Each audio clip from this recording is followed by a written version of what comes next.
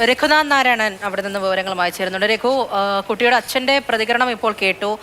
വിദഗ്ധ സംഘമൊക്കെ എത്തിയിരുന്നു പരിശോധനയ്ക്ക് വേണ്ടിയിട്ട്. അപ്പോൾ ഡോക്ടർമാരുടെ ഒന്നും അടുക്കിലേക്ക് പോയിട്ടില്ല, അവരുടെ മൊഴിയൊന്നും കേട്ടിട്ടില്ല എന്നാണ് പറയുന്നത്. ആ നടപടികളിലേക്ക് തീർച്ചയായിട്ടും കടക്കേണ്ടതായിട്ടുണ്ട്. അതെപ്പോഴും ഉണ്ടാകും. ഈ സംഘത്തിന്റെ പരിശോധനയുമായി ബന്ധപ്പെട്ട് ലഭിക്കുന്ന കൂടുതൽ വിവരങ്ങൾ എങ്ങനെയാണ്?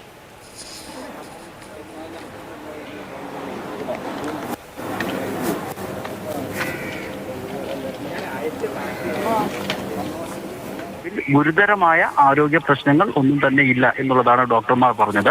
ഈ റിപ്പോർട്ടിന്റെ അടിസ്ഥാനത്തിൽ ഏതൊക്കെ രീതിയിലുള്ള ട്രീറ്റ്മെന്റുകൾ കുട്ടിക്ക് വേണം എന്നുള്ള കാര്യത്തിൽ വിശദമായ ഒരു റിപ്പോർട്ട് ആരോഗ്യമന്ത്രിക്ക് കൊടുക്കും.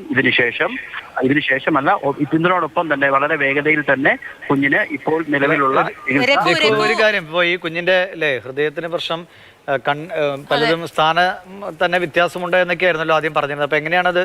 കുഞ്ഞ് ആരോഗ്യത്തോടെ ഇരിക്കുന്നു എന്നാണോ മനസ്സിലാവുന്നത്?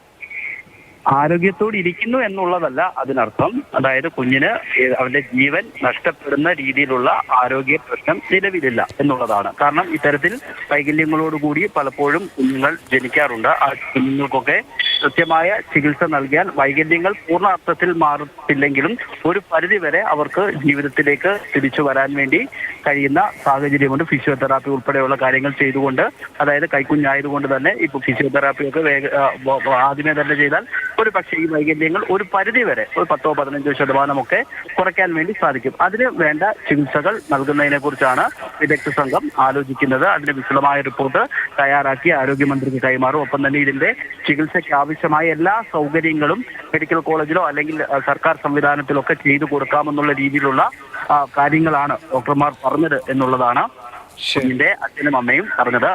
ഇന്നത്തെ ഈ വിദഗ്ധ പരിശോധനയിൽ അവർ പൂർണ്ണ തൃപ്തരാണ്. ഈ വിദഗ്ധ സംഘം ഈ മറ്റ് രേഖകൾ, അതായത് ഈ ആശുപത്രിയിലെ ചികിത്സാ രേഖകളും മറ്റും പരിശോധിക്കുന്നതിന് ഒരു പക്ഷേ ഇന്ന് ഉച്ചയ്ക്ക് ശേഷം കടപ്പുറം ആശുപത്രിയിലും മറ്റും പോകാനാണ് സാധ്യത.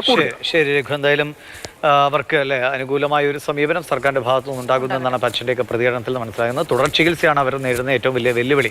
അതിനൊരു സഹായം സർക്കാർ തന്നെ ഏറ്റെടുക്കണം. അതുമായി ബന്ധപ്പെട്ടുള്ള സഹായങ്ങൾ സർക്കാരിന്റെ ഭാഗത്തു നിന്നും ഉണ്ടാകണം എന്നുകൂടിയാണ് ആ കുടുംബം കൂട്ടിച്ചേർക്കുന്നത്.